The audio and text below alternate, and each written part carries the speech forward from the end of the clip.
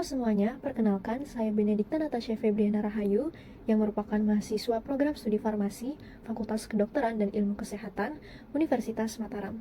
Di sini, saya akan membahas salah satu komoditas unggulan dari Laut Indonesia yang memiliki banyak manfaat dan nilai ekonomis yang tinggi, yaitu alga merah.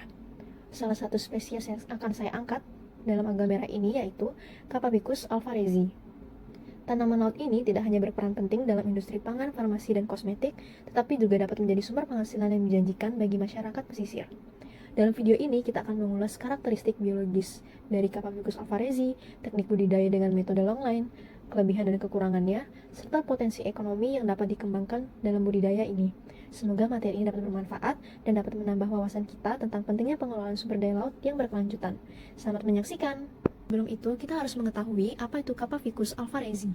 Berdasarkan pigmen yang dikandungnya, alga merah terbagi menjadi 3, yaitu alga coklat atau Phaeophyta, alga hijau atau Chlorophyta, dan alga merah Rhodophyta.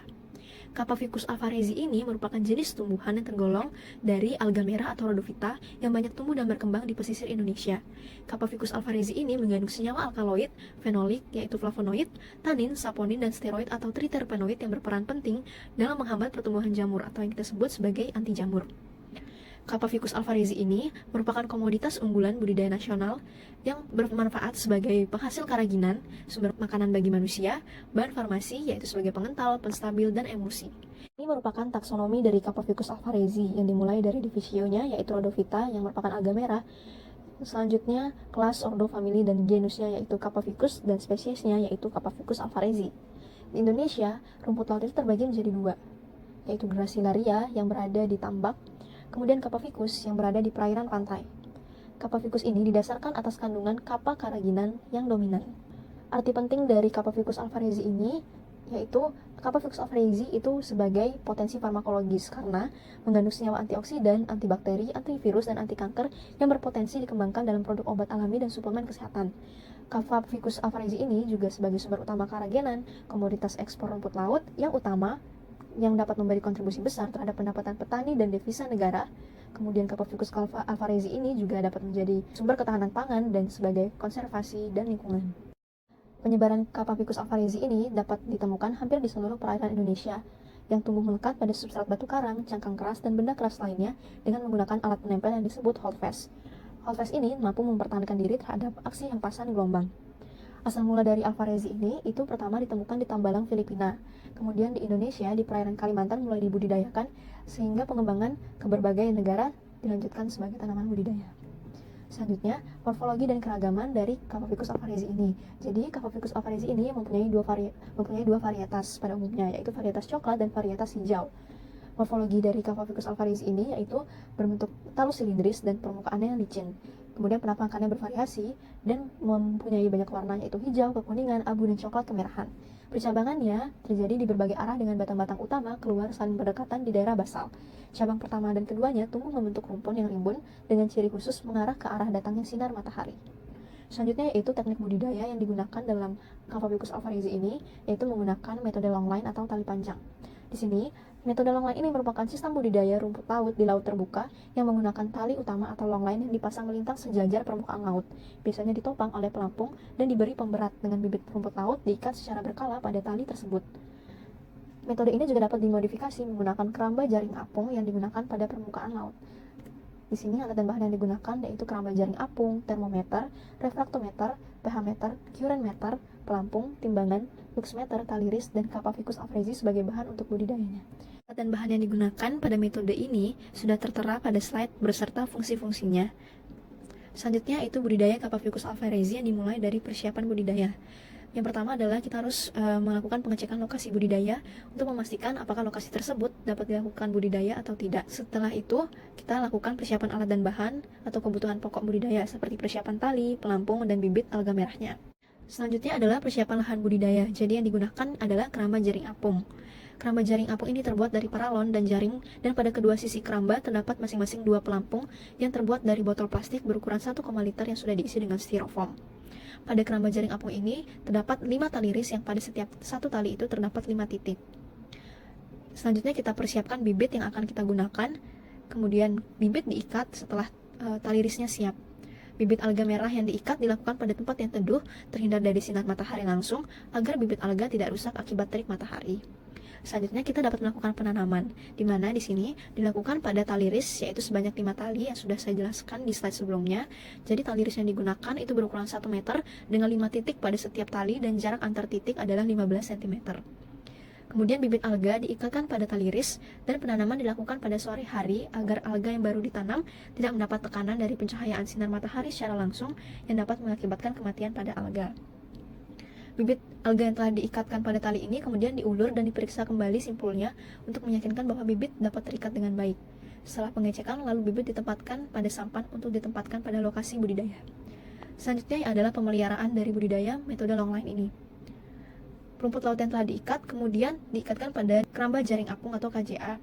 Setelah itu dilakukan pengontrolan, di mana pengontrolan ini berfungsi untuk memastikan bahwa alga merah yang dipelihara tumbuh dengan baik, tidak terserang hama, dan atau terhindar dari sampah atau epifit yang melekat pada alga. Pengontrolan yang dilakukan itu bisa dilakukan dengan pembersihan rumput laut dan keramba dari lumut, bulu kucing, maupun teritip yang menempel yang dilakukan setiap 2 kali seminggu. Selanjutnya pemeriksaan pada keramba untuk melihat apakah ada kerusakan atau tidak. Pengontrolan juga dapat dilakukan dengan membersihkan alga dari kotoran yang menempel, menggantikan bibit yang patah atau rusak, serta melakukan penimbangan bibit untuk mengetahui perkembangan pertumbuhan. Kemudian, Capaficus alvarezi ini dapat dilakukan pemanenan setelah 6 minggu lama pemeliharaan.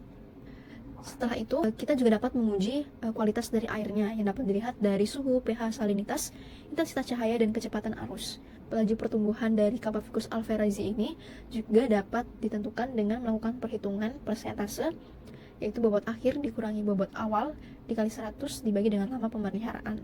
Selanjutnya kita akan membahas eksplorasi dari Capaficus alvarezi ini, di mana Capaficus alvarezi ini dapat ditemukan pada kondisi lingkungan atau kualitas air yang ideal.